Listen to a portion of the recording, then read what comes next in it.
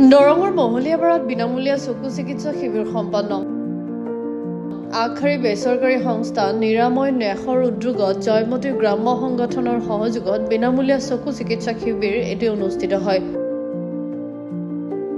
মহলীয়াপাৰাৰ পদুমপুখুৰী মীনমহল সমিতিৰ কাৰ্যালয়ত শ্ৰী শংকৰদেৱ নেত্ৰালয়ৰ চিকিৎসকৰ জৰিয়তে অনুষ্ঠিত হোৱা চিকিৎসা শিবিৰত শতাধিক ৰোগীয়ে চিকিৎসা সেৱা গ্ৰহণ কৰে।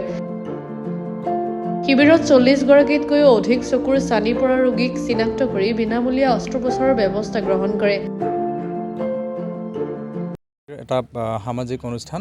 আমাৰ একচুৱেলি মুখ্য উদ্দেশ্যটো হৈছে স্বাস্থ্যৰ লগত জড়িত যিখিনি আমাৰ গাঁৱৰ যিবিলাক আমাৰ মানে দুখীয়া অঞ্চলৰ মানুহ আছে, সেই অঞ্চলৰ মানুহখিনিৰ কাৰণে আমি স্বাস্থ্যৰ ওপৰত কিছু আমি কাম কৰি আহিছোঁ আৰু অনাগত দিনতো আমি কৰি যাম। আমাৰ মুখ্য উদ্দেশ্য হৈছে ৰক্তদান এটা আমাৰ প্ৰথম উদ্দেশ্য, তাৰপিছত দেহদান, নেত্ৰদান, তাৰ লগতে আমাৰ এতিয়া গাঁও অঞ্চলত আমি দেখিছোঁ চকুৰ যিবিলাক আমাৰ কেটাৰেক্টৰ সমস্যা আছে আৰু কেটাৰেক্টৰ সমস্যা আছে তাৰ লগতে আমাৰ সেই মানুহখিনি আমাৰ অৱহেলিত হৈ আছে। সেই অৱহেলিত হৈ থকা মানুহখিনিৰ কাৰণে আমি আগবাঢ়ি আহিছোঁ।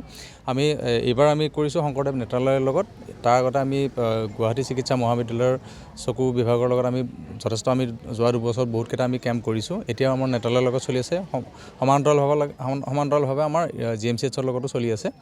এনেকৈ আমাৰ যিখিনি কেটাৰেক্ট আমাৰ ডিটেক্ট হয়, সেই কেটাৰেক্ট ডিটেক্ট হোৱা আমাৰ পেচেণ্টখিনি গুৱাহাটীলৈ আমি পৰৱৰ্তী সময়ত আমি বিনামূলীয়াভাৱে তেওঁলোকৰ চিকিৎসা কৰাই কেটাৰেক্টখিনি আমি ৰিপ্লেচ কৰাওঁ।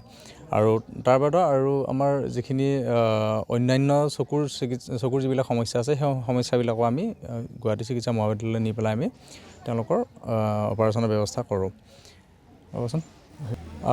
এই বছৰ আমাৰ 2025 এইটো প্ৰথম অনুষ্ঠান। আজি 5 জানুৱাৰী 2025। আজি আমাৰ দৰং জিলাৰ মহলীয়াপাৰা গাঁৱৰ ইয়াতে যিটো মীনমহল আছে, মীনমহলত আমাৰ এই অনুষ্ঠানটো অনুষ্ঠিত কৰা হৈছে। ইতিমধ্যে আমাৰ 60জনমান লোকৰ হৈ গ'ল, চকু চেকআপ হৈ গ'ল ইতিমধ্যে।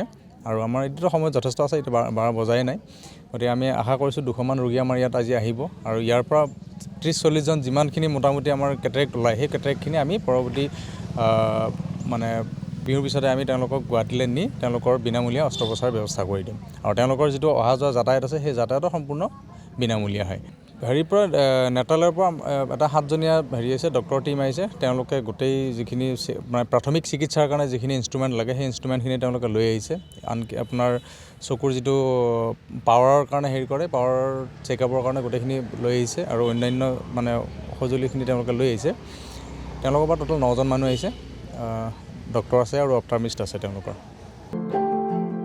সুনীল চৌৰিয়াৰ ৰিপৰ্ট, গ্লোবেল 24x7।